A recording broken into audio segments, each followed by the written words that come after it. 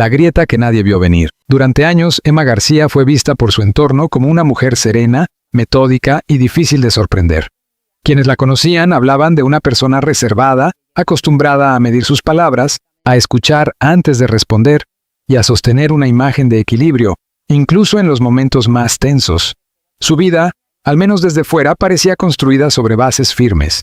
Un matrimonio estable, una casa cuidadosamente ordenada, una rutina profesional exigente y una red social reducida, pero aparentemente sólida. Sin embargo, como suele ocurrir en muchas historias familiares, la fachada no siempre coincidía con lo que sucedía en el interior. Detrás de las cenas compartidas, de las fotografías cuidadosamente elegidas y de los saludos cordiales en reuniones sociales, había silencios que se habían acumulado durante años. No eran discusiones abiertas ni conflictos visibles, sino pequeñas distancias. Una llamada que ya no se respondía con entusiasmo, una explicación demasiado breve, una ausencia justificada con frases repetidas, una mirada que parecía detenerse en otro lugar. El caso de Emma no llamó la atención por un escándalo público inmediato, sino por el lento deterioro de una confianza que ella había considerado intacta. La ruptura no llegó como una explosión, sino como una serie de señales que, vistas por separado, podían parecer insignificantes. Solo más tarde, cuando todas las piezas encajaron, Emma comprendió que la historia que había vivido no era exactamente la misma que su marido le había contado. Este reportaje reconstruye, desde una perspectiva narrativa y neutral, el proceso emocional y familiar de una mujer que descubre una traición íntima. No se trata únicamente de una infidelidad, sino de las consecuencias que produce el engaño cuando afecta a la identidad, a la memoria compartida y a la idea de futuro. Porque para Emma, lo más doloroso no fue solo descubrir que su marido había estado con otra persona, sino entender que durante mucho tiempo ella había vivido dentro de una versión incompleta de su propia vida. Una vida ordenada bajo una superficie inestable. La vida cotidiana de Emma García estaba marcada por una disciplina discreta. Se levantaba temprano, organizaba su agenda con precisión y evitaba dejar asuntos pendientes. En su casa, cada objeto parecía tener un lugar asignado. La mesa del comedor rara vez estaba desordenada. Los libros se alineaban por temas y los documentos importantes se guardaban en carpetas etiquetadas. Esa necesidad de orden no respondía a una obsesión, sino a una forma de protegerse del caos. Su matrimonio había comenzado de manera tranquila. No hubo una historia de amor explosiva ni una pasión exhibida ante los demás. Emma y su marido, Daniel, se habían unido a partir de una compatibilidad que muchos describían como adulta. Compartían objetivos, hablaban de proyectos a largo plazo y parecían entenderse sin demasiadas explicaciones. Él era sociable, hábil para adaptarse a distintos ambientes y con una facilidad natural para ganarse la simpatía ajena. Ella, en cambio, prefería observar. Durante los primeros años, esa diferencia pareció funcionar. Daniel llenaba los silencios que Emma no necesitaba llenar. Emma aportaba estabilidad a los impulsos de Daniel. Sus amigos decían que se equilibraban. En las reuniones familiares, él contaba anécdotas y ella añadía detalles precisos cuando era necesario. No eran una pareja excesivamente expresiva, pero transmitían una impresión de confianza. Con el paso del tiempo, sin embargo, la dinámica comenzó a cambiar. Daniel empezó a viajar con más frecuencia por motivos laborales.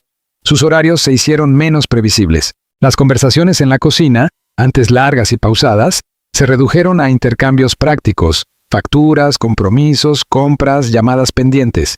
Emma lo notó, pero no quiso convertir cada cambio en una sospecha. En un matrimonio largo, pensaba, existían temporadas de distancia y cansancio. La primera señal que quedó grabada en su memoria fue una frase. Una noche, mientras cenaban, Emma le preguntó a Daniel si llegaría tarde al día siguiente. Él respondió sin mirarla. No lo sé. Depende de cómo termine la reunión. No había nada extraño en la frase, pero el tono fue distinto. No sonó a cansancio, sino a defensa. Emma no respondió. Continuó cenando, pero sintió que algo se había desplazado. A partir de entonces, empezó a prestar atención a detalles que antes habría ignorado. Daniel dejaba el teléfono boca abajo sobre la mesa. Salía al balcón para responder ciertos mensajes. Cambió la contraseña del ordenador familiar con el argumento de proteger documentos profesionales. Compró ropa nueva sin comentarlo demasiado. Parecían gestos menores, pero tenían una característica común. Introducían zonas cerradas dentro de una vida que antes era compartida. Emma no era una persona impulsiva. No revisó su teléfono, no lo siguió, no hizo preguntas dramáticas. Su reacción inicial fue el análisis. Intentó interpretar los cambios de manera racional. Tal vez Daniel atravesaba presión laboral. Tal vez había problemas económicos que no quería contarle para no preocuparla.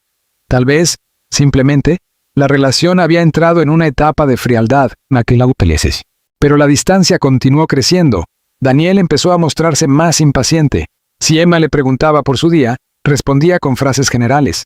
Si ella proponía salir juntos, él decía estar cansado. En cambio, cuando recibía ciertos mensajes, su rostro se iluminaba de forma casi involuntaria. Emma observaba ese contraste con una mezcla de incomodidad y prudencia. Los amigos también percibieron algo, aunque nadie lo expresó directamente al principio. En reuniones, Daniel parecía pendiente del teléfono. Emma mantenía la compostura, pero hablaba menos. Una amiga cercana, Laura, le preguntó una tarde si todo iba bien. Emma respondió, «Creo que sí. O quizás solo estoy aprendiendo a no hacer preguntas para las que no quiero respuestas». La frase sorprendió a Laura. No era una acusación, pero contenía una sospecha. Emma todavía no tenía pruebas, lo que tenía era una intuición sostenida por pequeñas incoherencias. La situación cambió cuando Daniel olvidó en casa una carpeta con documentos. Emma necesitaba buscar una factura y abrió el compartimento equivocado. Allí encontró el recibo de un hotel de otra ciudad. La fecha coincidía con un supuesto viaje de trabajo. El detalle que le llamó la atención no fue el hotel, sino el tipo de habitación. Doble, reservada para 2 personas. Emma permaneció inmóvil durante varios minutos. No hubo lágrimas inmediatas ni una reacción teatral. Según reconstruyó después en conversaciones con personas cercanas, lo primero que sintió fue una especie de vacío físico, como si el cuerpo necesitara unos segundos para aceptar la información antes de convertirla en emoción. ¿Podía haber una explicación? Una reserva administrativa, un error, una habitación compartida por razones de disponibilidad. Pero al revisar la carpeta, encontró otro documento. Una cena para 2 en el restaurante del mismo hotel. No aparecían nombres, solo importes y fecha. La coincidencia era demasiado precisa. Aún así, Emma no enfrentó a Daniel esa noche. Lo esperó sentada en el salón con la carpeta cerrada sobre la mesa. Cuando él llegó, saludó con naturalidad y dejó las llaves junto a la entrada. Ella lo miró con atención, como si quisiera reconocer en su rostro al hombre con quien había compartido tantos años. «Tenemos que hablar», dijo finalmente. Daniel notó la carpeta. Su expresión cambió apenas unos segundos, lo suficiente para que Emma entendiera que él sabía exactamente qué contenía. La conversación fue breve al principio. Daniel negó cualquier engaño. Dijo que era una situación malinterpretada, que el hotel había sido reservado por la empresa, que la cena correspondía a un encuentro profesional. Emma no levantó la voz, solo escuchó. La serenidad, en ese momento, no era calma. Era contención. La discusión se alargó durante horas. Daniel sostuvo su versión hasta que las contradicciones fueron demasiadas. Primero admitió que había estado acompañado. Luego dijo que no había sido importante. Después reconoció que la relación con la otra mujer no era reciente. Cada nueva frase no aclaraba la situación, sino que ampliaba la dimensión del engaño. Para Emma, ese fue el punto de quiebre. La traición no se limitaba a un episodio aislado. Había existido una estructura de ocultamiento, viajes justificados, mensajes borrados, explicaciones ensayadas, medias verdades utilizadas para conservar una normalidad aparente. Cuando Daniel pronunció el nombre de la otra mujer, Emma no reaccionó de inmediato. No la conocía de forma íntima, pero sí había oído hablar de ella. Era una colaboradora profesional de Daniel, alguien mencionada en conversaciones casuales. La revelación hizo que Emma revisara mentalmente escenas, llamadas, eventos y comentarios pasados. Todo empezó a adquirir un significado distinto. Ese proceso fue especialmente doloroso. La memoria, que antes servía para sostener una historia común, se convirtió en un territorio sospechoso. Cada recuerdo debía ser reinterpretado. ¿Dónde estaba Daniel realmente aquel fin de semana? ¿Por qué canceló aquel viaje familiar? ¿Qué significaba aquella sonrisa al mirar el teléfono? ¿Cuántas veces Emma había estado cerca de la verdad sin verla? La noche terminó sin una resolución clara. Daniel pidió perdón, pero su disculpa llegó mezclada con explicaciones defensivas. Habló de soledad, depresión, de una crisis personal. Emma escuchó, pero había una pregunta que no podía apartar de su mente. Si él se había sentido solo, ¿por qué decidió construir otra vida en secreto en lugar de hablar con ella? Al amanecer, Emma no había dormido. Daniel estaba en otra habitación. La casa, tan ordenada como siempre, le pareció desconocida. Los objetos seguían en su sitio, pero la vida que representaban había cambiado. La confianza, una vez fracturada, no desaparece como un ruido fuerte. A veces se retira lentamente, dejando un silencio difícil de soportar. La verdad, el entorno y el derrumbe emocional. Tras la confesión parcial de Daniel, Emma entró en una etapa de búsqueda de claridad. No quería actuar movida por el impulso, pero tampoco podía seguir viviendo entre versiones incompletas. Durante los días siguientes pidió explicaciones concretas. ¿Cuándo había empezado la relación? ¿Cuánto tiempo había durado? ¿Quién más lo sabía? ¿Y qué intención tenía Daniel respecto al futuro? Las respuestas fueron irregulares. Daniel afirmaba querer salvar el matrimonio, pero evitaba detalles. Decía que la otra relación había terminado, aunque no ofrecía pruebas convincentes. Insistía en que Emma era lo más importante, pero esa frase, lejos de consolarla, aumentaba su desconcierto. Si realmente lo era, ¿por qué había sido tratada como la última persona en enterarse? Emma decidió confiar en hechos verificables, no en promesas. Revisó fechas, reconstruyó viajes, comparó mensajes antiguos y habló con personas cercanas. No buscaba humillar a Daniel ni exponerlo públicamente. Buscaba comprender el tamaño real de la mentira. Esa necesidad de reconstrucción es común en quienes atraviesan una traición profunda. No basta con saber que hubo engaño. Se necesita saber qué parte de la vida compartida fue auténtica y qué parte fue manipulada. La información que apareció confirmó sus peores sospechas. La relación de Daniel con la otra mujer había durado más de un año. No se trataba de un episodio impulsivo, sino de un vínculo sostenido. Habían viajado juntos, compartido celebraciones privadas y mantenido contacto permanente. Daniel había utilizado excusas laborales para justificar ausencias. En algunos casos, incluso había hablado con Emma desde lugares donde estaba acompañado por la otra persona. El descubrimiento produjo en Emma una reacción compleja. No fue únicamente tristeza. Hubo incredulidad, vergüenza, rabia contenida y una sensación persistente de pérdida de control. La vergüenza, en particular, le resultó difícil de explicar. Ella no había cometido la traición, pero se sentía expuesta, como si otros hubieran visto antes que ella una realidad que le pertenecía. Su entorno reaccionó de maneras distintas. Laura, su amiga más cercana, le recomendó tomar distancia antes de decidir. Su hermana le sugirió consultar con un abogado, no necesariamente para iniciar un divorcio inmediato, sino para conocer sus derechos. Otros familiares insistieron en la posibilidad del perdón, apelando a la duración del matrimonio y a los años compartidos. Emma escuchó todas las opiniones, pero pronto entendió que ninguna persona externa podía medir por ella el daño recibido. Desde fuera, una infidelidad puede resumirse en una palabra. Desde dentro, afecta a la estructura completa de la vida cotidiana. Cambia la manera de mirar la cama, la mesa, las fotografías, los mensajes antiguos. Convierte la casa en un archivo de preguntas. Daniel intentó recuperar terreno con gestos repentinos. Compró flores, propuso un viaje, pidió terapia de pareja y escribió una carta de disculpa. En la carta, admitía haber actuado con egoísmo y reconocía que había herido a Emma. Sin embargo, el texto también incluía frases que ella percibió como intentos de repartir la responsabilidad. Hablaba de una etapa difícil, de falta de comunicación, de una distancia emocional entre ambos. Emma subrayó mentalmente esa parte. Para ella, los problemas de pareja podían explicar una crisis, pero no justificaban una doble vida. Esa diferencia se convirtió en el centro de su reflexión. Una relación puede deteriorarse, puede enfriarse, puede incluso llegar a su fin. Pero el engaño sostenido introduce un elemento distinto, la decisión consciente de negar al otro la posibilidad de elegir con información completa. En ese punto, Emma empezó a cambiar. No de forma visible para todos, sino en detalles concretos. Dejó de esperar a Daniel para cenar. Movió sus documentos personales a otro espacio. Abrió una cuenta bancaria individual.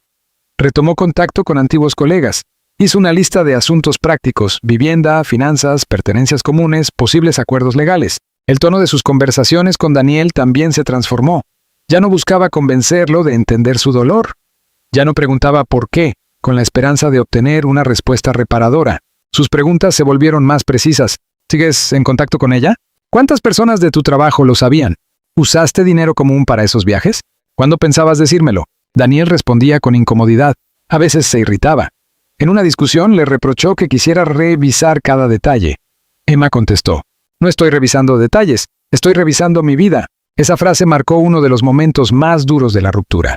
Daniel pareció comprender, quizá por primera vez, que para Emma el problema no era solo el deseo, ni siquiera la presencia de otra mujer. El problema era la alteración completa del pasado.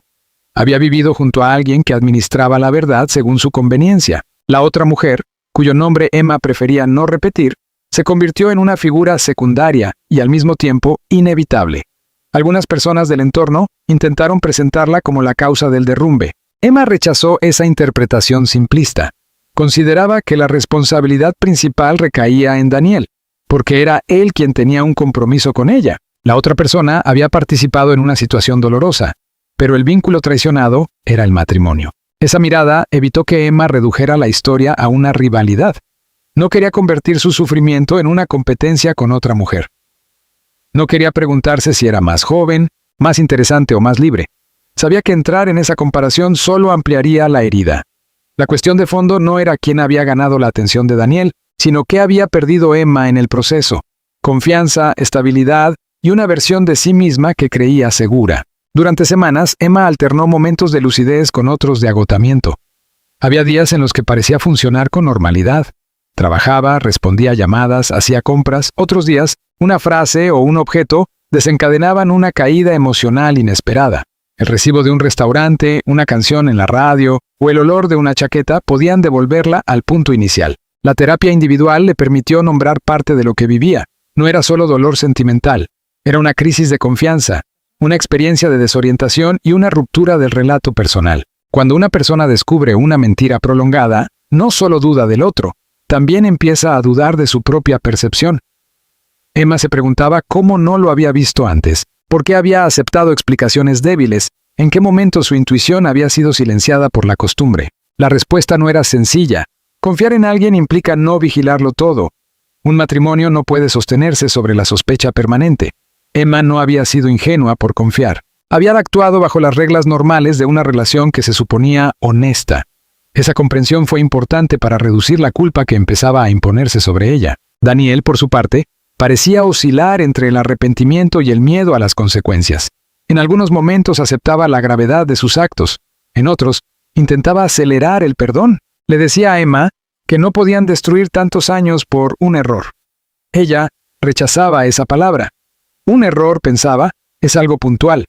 Lo que Daniel había hecho requería organización, repetición y ocultamiento. El conflicto se agravó cuando Emma descubrió que Daniel había mantenido contacto con la otra mujer después de prometer que la relación había terminado. No se trataba de mensajes abiertamente románticos, pero sí de conversaciones personales que contradecían su compromiso de cortar el vínculo. Para Emma, ese hecho confirmó que Daniel seguía administrando la verdad de manera parcial. Esa noche tomó una decisión provisional. Daniel debía abandonar la casa por un tiempo, no como castigo, sino como medida de protección emocional. Necesitaba un espacio en el que no tuviera que interpretar cada gesto, cada llamada, cada silencio. Daniel se resistió al principio, pero finalmente aceptó.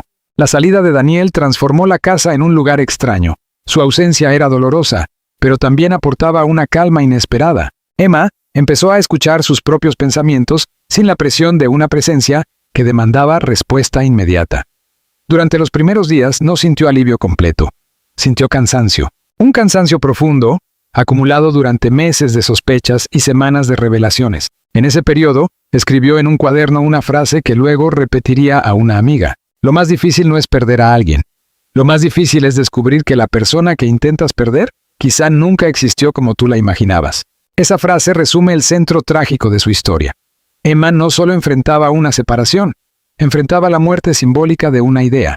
La del matrimonio como refugio, la de Daniel como compañero transparente, la de sí misma como mujer segura dentro de una vida elegida, la decisión final y el precio de reconstruirse. La separación temporal no resolvió el conflicto, pero permitió que Emma observara la situación con mayor distancia. Sin Daniel en casa, las preguntas cambiaron. Ya no se centraban únicamente en lo que él había hecho, sino en lo que ella quería hacer con lo descubierto. Esa diferencia era fundamental. Durante la primera etapa, Emma había vivido atrapada en la necesidad de saber. Ahora empezaba a enfrentarse a la necesidad de decidir. Daniel insistió en retomar la convivencia. Propuso una terapia conjunta, ofreció transparencia total y dijo estar dispuesto a cambiar de trabajo si eso ayudaba a cortar cualquier vínculo con la otra mujer. Emma valoró esas propuestas, pero no las aceptó de inmediato. La confianza, una vez rota, no se restaura por declaración. Requiere tiempo, coherencia y sobre todo una disposición real a asumir consecuencias sin exigir resultados rápidos. En la primera sesión de terapia de pareja, Emma habló con una claridad que sorprendió incluso a Daniel. No utilizó insultos ni exageraciones. Describió hechos, enumeró fechas, explicó el efecto emocional de cada mentira. Dijo que no estaba segura de querer reconstruir el matrimonio, pero que necesitaba entender si Daniel era capaz de decir la verdad sin proteger su imagen. Daniel lloró durante la sesión. Admitió más detalles. Reconoció que la relación con la otra mujer había comenzado como una cercanía profesional y se había convertido en una dependencia emocional. Afirmó que no había querido abandonar a Emma, pero tampoco renunciar a la otra vida que había creado. Esa confesión, aunque dolorosa, fue una de las más honestas. Emma escuchó en silencio. Aquella explicación confirmaba algo que ella ya intuía. Daniel no había actuado solo por impulso, sino por comodidad emocional. Había querido conservar dos mundos. En uno tenía estabilidad, historia y respeto social. En el otro, novedad, admiración y escape. El problema no era únicamente que hubiese deseado a otra persona, era que había permitido que Emma sostuviera, sin saberlo, una parte de esa doble estructura. Las semanas siguientes fueron decisivas. Daniel mostró algunos cambios, pero Emma notó que dentro de ella algo no regresaba. Podía conversar con él, podía reconocer su arrepentimiento, incluso podía sentir compasión por su confusión, pero no podía volver a mirarlo con la misma confianza. Cada gesto amable de Daniel venía acompañado de una pregunta. ¿Esto es verdad o es otra forma de recuperar el control? Esa duda permanente agotaba cualquier posibilidad de reconciliación inmediata. Emma entendió que perdonar, en caso de hacerlo algún día, no significaba necesariamente permanecer. También comprendió que separarse no equivalía a odiar. Podía aceptar que Daniel había sido importante en su vida y, al mismo tiempo, decidir que ya no quería compartir su futuro con él. La decisión final llegó de forma silenciosa. No hubo una nueva revelación ni una discusión definitiva. Una mañana, mientras ordenaba el armario, Emma encontró una fotografía de un viaje antiguo. En la imagen, ella y Daniel aparecían sonrientes frente al mar. Durante mucho tiempo, esa fotografía había representado felicidad. Ahora le produjo una sensación distinta. No negaba que ese momento hubiera sido real, pero ya no bastaba para sostener todo lo que vino después. Emma dejó la foto sobre la cama y comprendió que estaba intentando salvar no el matrimonio presente, sino la memoria de lo que había sido. Esa diferencia la llevó a tomar una decisión. Llamó a Daniel y le pidió encontrarse en un lugar neutral. Eligieron una cafetería tranquila, lejos de su casa y de los espacios que ambos asociaban a su vida común. Daniel llegó con aspecto cansado. Emma llevaba una carpeta con documentos legales iniciales, pero no los puso sobre la mesa de inmediato. Primero habló. Le dijo que había pensado mucho, que reconocía sus intentos de reparación, pero que no podía reconstruir una relación donde la verdad había sido manipulada durante tanto tiempo. No quiero vivir vigilando, dijo, y tampoco quiero convertirme en alguien que necesita pruebas para sentirse tranquila. Daniel intentó responder, pero se detuvo. Preguntó si era una decisión definitiva. Emma contestó que era una decisión necesaria. No nacía del rencor, sino de la conciencia de sus propios límites. La separación formal se inició poco después. Hubo trámites, conversaciones difíciles y momentos de tensión por asuntos económicos. Sin embargo, ambos evitaron convertir el proceso en una guerra pública. Emma fue firme, pero no buscó destruir la reputación de Daniel. Daniel, aunque al principio resistió, terminó aceptando que la relación había llegado a un punto de no retorno. Para Emma, el periodo posterior fue ambiguo. Muchas personas imaginan que después de una decisión clara, llega el alivio inmediato. En su caso, no fue así. Hubo alivio, sí, pero también duelo. Extrañaba rutinas que ya no existían. Extrañaba incluso partes de Daniel, o quizá partes de la vida que había construido con él. La separación no borró los años compartidos. Tampoco eliminó de golpe el dolor. La reconstrucción empezó con actos pequeños.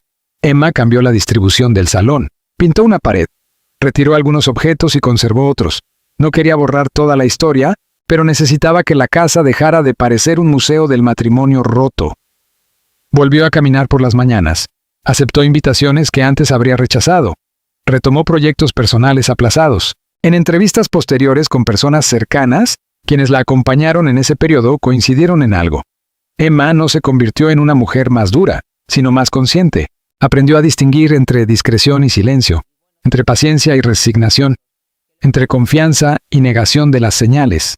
Su tragedia íntima no la definió por completo, pero sí modificó su manera de relacionarse con el mundo. El final de Emma y Daniel fue trágico no porque terminara con una escena espectacular, sino porque destruyó una estructura emocional construida durante años. La tragedia estuvo en la pérdida de una confianza que había servido de base a decisiones, sacrificios y proyectos. También estuvo en la constatación de que una vida aparentemente estable puede fracturarse por aquello que permanece oculto. Daniel continuó su camino con una reputación marcada por lo ocurrido dentro de su círculo cercano. La otra mujer desapareció progresivamente de la historia pública de la separación. Emma, por su parte, evitó alimentar rumores. Cuando alguien intentaba obtener detalles morbosos, respondía con sobriedad. Lo que pasó pertenece a una etapa que ya estoy dejando atrás. Esa frase no significaba olvido, significaba límite. Emma entendió que contar una historia no obliga a entregar cada herida a la curiosidad ajena. Su experiencia podía servir para reflexionar sobre la confianza, la mentira y la dignidad, pero no tenía por qué convertirse en espectáculo. Con el tiempo, dejó de preguntarse si había sido suficiente para Daniel. Esa fue una de sus mayores victorias internas. La infidelidad suele empujar a la persona traicionada a medirse contra alguien más, a revisar su aspecto, su carácter, su edad, su capacidad de amar. Emma atravesó esa etapa, pero logró salir de ella con una conclusión más serena. La traición de Daniel hablaba de las decisiones de Daniel, no del valor de ella. Su final, por tanto, no fue una caída absoluta. Fue el cierre doloroso de una vida compartida y el comienzo de otra etapa todavía incierta. La palabra trágico no describe solo la separación, sino el precio emocional de descubrir que el amor, cuando se sostiene sobre mentiras, puede convertirse en una forma de pérdida anticipada. Emma no volvió a ser la misma, pero tampoco quedó reducida a la mujer engañada. Se convirtió en alguien que aprendió a observar sin culparse, a marcharse sin destruir, a reconstruirse sin negar el daño. Su historia deja una pregunta incómoda. ¿Cuántas relaciones sobreviven no porque sean honestas, sino porque una de las partes todavía no ha descubierto toda la verdad? Una herida privada, que abre una reflexión pública. La historia de Emma García muestra que una infidelidad no siempre se mide por el acto en sí, sino por el sistema de mentiras que la rodea. El engaño prolongado transforma la memoria, altera la confianza y obliga a la persona traicionada a reconstruir no solo su presente, sino también su interpretación del pasado. Desde una mirada neutral, el caso permite observar varias cuestiones. La dificultad de hablar a tiempo dentro de una pareja, el daño que produce la doble vida, el peso social del matrimonio como apariencia, y la importancia de reconocer los propios límites antes de quedar atrapado en una relación marcada por la sospecha permanente. Emma eligió separarse no porque olvidara lo vivido, sino porque entendió que el amor no puede sostenerse únicamente sobre recuerdos. La confianza necesita hechos, coherencia y respeto. Cuando esos elementos desaparecen, incluso una historia larga puede llegar a su final. ¿Qué piensan ustedes? ¿Creen que Emma tomó la decisión correcta al marcharse? ¿Puede una pareja reconstruirse después de una traición prolongada? ¿O hay mentiras que cambian para siempre el vínculo?